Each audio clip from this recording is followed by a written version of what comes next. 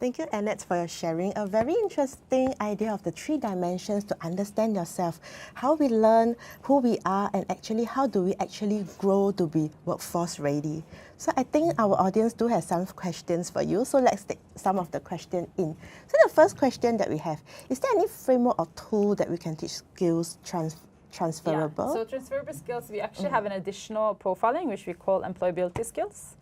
And this is the same, it's a self-assessment, self-reflection tool as well, but that talks more about the skill set as well. One of the things in the way of, we can incorporate it, and something you will be learning in the certification course as well, is how do people understand themselves, because a lot of the transferable skills is about critical thinking, problem solving, these kind of things. And if you add on the 4th wheel, what we call them employability factors, this is a way of you seeing that, but within Vip24 itself, it's also getting people aware of it. Some people are logical by nature. They don't even know that they are. It means critical thinking for them, or logical thinking comes very naturally. For other people, it's something they have to focus on. And you know what to focus on within this kind of things.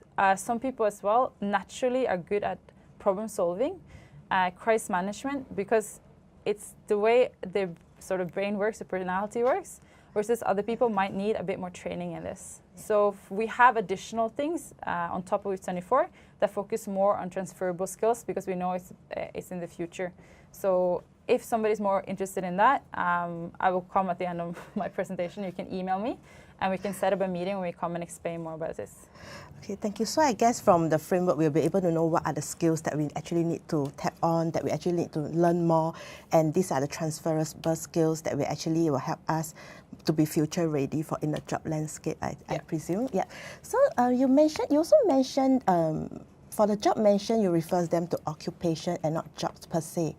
So is there an available job at a specific location? Yeah, so depending on how you set it up. So the system itself, if you have both supply and demand, we can actually recommend the jobs available at the market. So that means that if we have, like in Malaysia, where we have a national system, the candidates actually get recommended jobs that are posted in the location that they're at. So if they, for example, live in Kuala Lumpur, they will get jobs available that fit them within that location.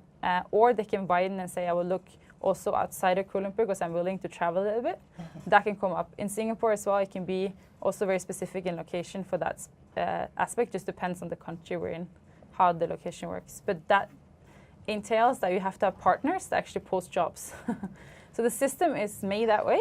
It just depends on who you are. So if you, as a company, have companies coming to you asking for people, you can hook that up in the system and become, use that as a part of the way you help your candidates.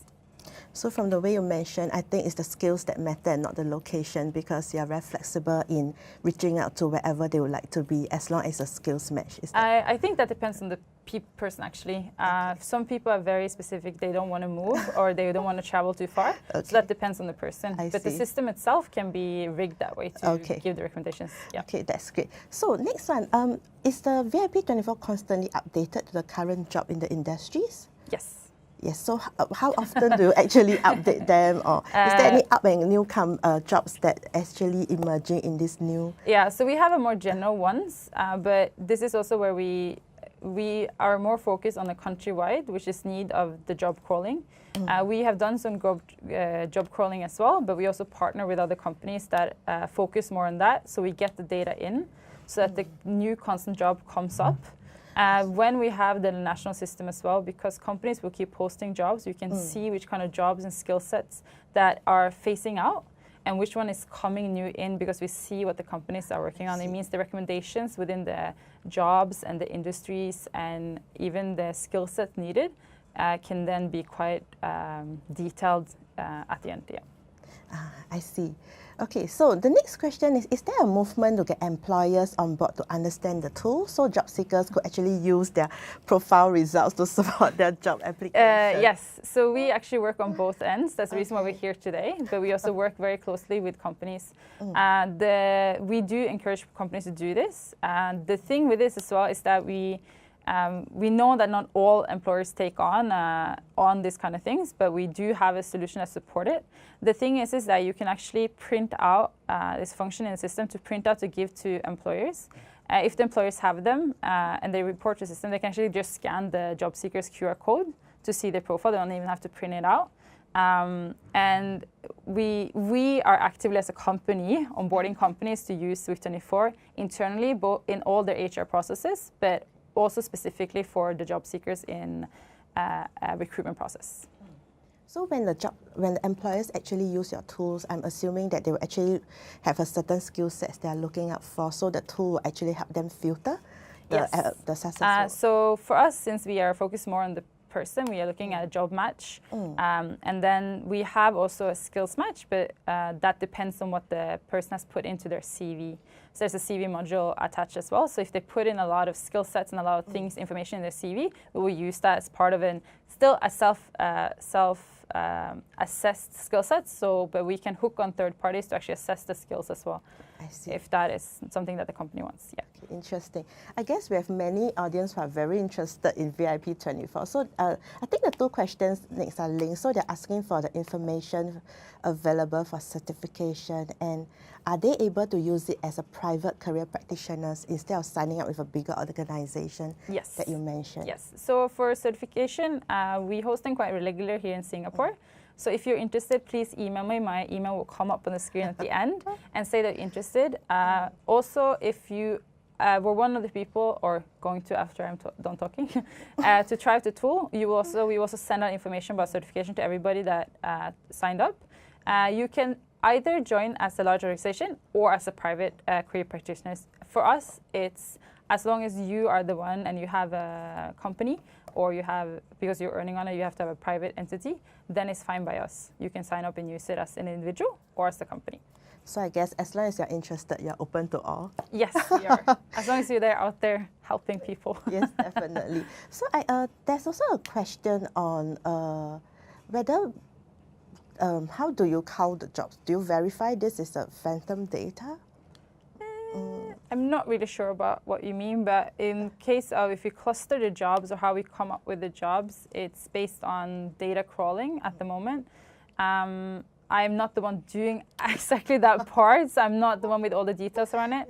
If you're interested, please drop me an email. We can give you or if you're more than one, drop me an email. We can give you much more details around it. I don't want to say anything wrong because it's not my specialty, but we have enough information around it. So if you're very, very interested in the specifics, drop me an email and we can give you a lot more information. Okay, so just now you also mentioned that Malaysia and Singapore has started using Vip24. So I guess we have an audience who is very interested to know exactly how many organizations or countries has actually started using Vip24. Organizations worldwide, I think we're in about, what is latest number? Okay, I can't remember what. In Malaysia, it's about 300 companies. In Norway or Nordics, it's about 1,000 organizations. In Mexico, they just started onboarding organizations. They'll be focusing more on the supply at the moment. So then in Mexico, Estonia, India, Cambodia, Indonesia, Singapore, Malaysia, Kenya, Norway, Denmark, Sweden, Belgium, Netherlands. I think there's a couple more countries, I don't remember all of them now, that are using it. So for that, within them, there are different focus groups. So some countries where we have daughter companies or partner companies that are focusing more on the supply part, and other people are focusing more on onboarding organizations. Wow, you have got a really amazing memory. So from the list that you have mentioned just now, I've heard many countries in Asia and in Singapore. I know you are working with WSG. So are there any plans to work with universities or any other organizations in Singapore at the moment? Yes, we are focusing and we have different partners here to go on it. We are working with WSG first. Universities we are open to. But it's also the timing wise. So currently now in Singapore, we are focusing a bit more on the enterprise part. So looking at organizations first, yeah. So we can look forward to hearing more exciting news in Singapore on VIP24. Okay, so the next question that we have is, I guess our career practitioners out there work with various groups of people with diverse needs. So one of the questions is regarding people who work with clients who have acquired disability and they're transitioning to go back to work. So are these tools adequate when they use it with these clients? We have quite a lot of experience with that actually in Norway, because in Norway the Norwegian Welfare and Labour Agency is actually where everybody goes to get back into work. So this agency, they have everyone with every kind of disability. One of the things that we see with the tool, it really helps the person with disability to feel like you're focusing on the person and not the disability with it. So we have gotten a lot of good feedback on that. Depending on the disability, currently if you are blind, we don't have a hearing part, so we can't really help with that right now. But if you are short-sighted, because the tool is, what they call it, app-friendly or like different, so if you zoom, the text will enlarge. So it can also be helping people that eyesight might not be perfect. You can just zoom and make the text bigger, so it's easier to do the tool. For disabilities as well, please make sure that, or what we do for other people with other disabilities is again also how you advocate them to the employer. As again, you can focus more on them as a person and not the disability they had or have acquired during the time they've been away. Yeah. Okay, so I think besides people who have acquired disability, we also have a large group of career practitioners who actually work with students, maybe between the age of 13 to 18. Do you encourage them to use this tool? Yes, very much so. The thing with our tools is, well, we have actually a youth version for people that's between, so the people that are actually going to choose university, so typically high school students, which is, the questions are just written a bit differently to touch on the base, so it's not so many work-related, it's more free time activities, schools-related questions, so they actually, you can measure the same things, but they understand the questions of them. I think that would be very useful, because every time when there's a result release, and all the students will be thinking, hey, what course should I be doing? What do I want to take on as I move on to tertiary education? Yes. So based on your experience, do you see people who do it in their teens and later as they progress to working adults, do their VIP24 profile actually change? The interest profile is what we have seen actually quite steady from 16 years old. Okay. The preference profile, because it's personality, will change for a lot of people.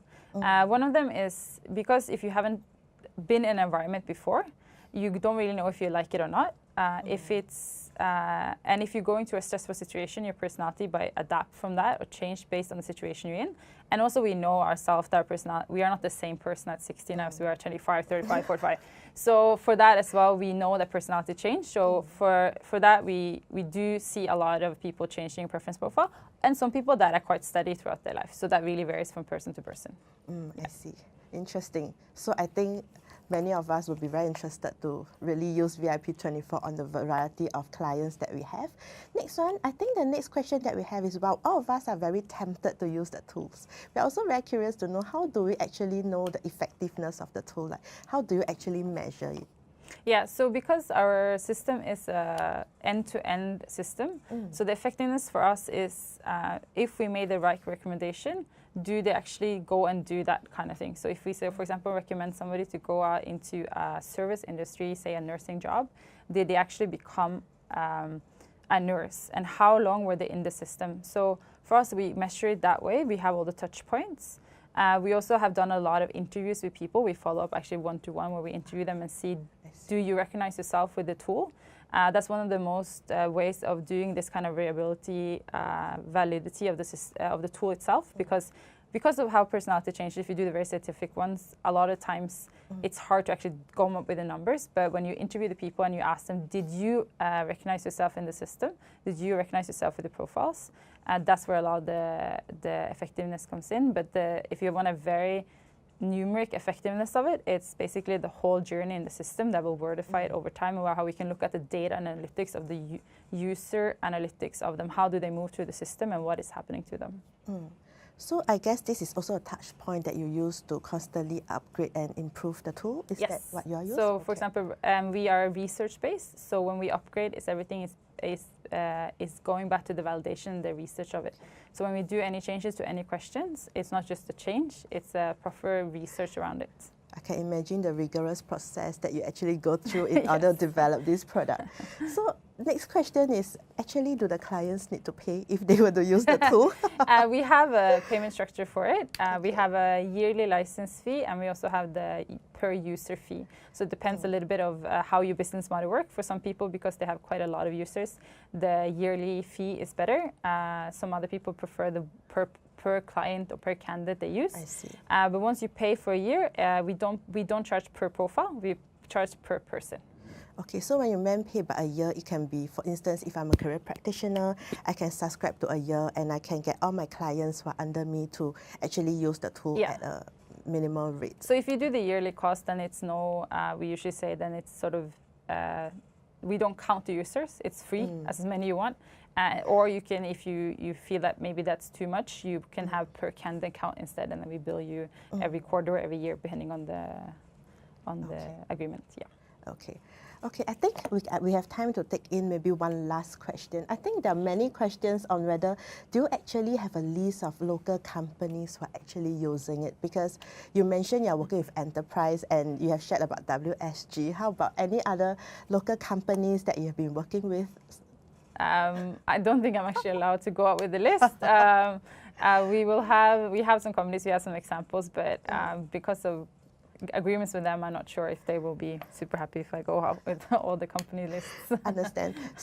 Yes. So when you work with these companies, do you actually so you actually get them to list down the kind of skill set they are looking out for, and you work with them to actually job match? So when looking at the companies, it's because the system does it for them. All they need to do is put in the job descriptions, and the system will, if it's a recruitment, based on the job description, and the data from the client. That's how the matching works. So it's in a way quite automated. Yeah, they don't have to do much, but for internal use and career development internally, that's where they get the certification and more around it. I see. Thank you very much for your sharing today. I think we have learned a lot about Vip24 from Anette. So thank you, Anette, for your time today. And if you have any questions, you may contact Anette directly when we flash the email address of hers later. Yes. So thank you, Anette.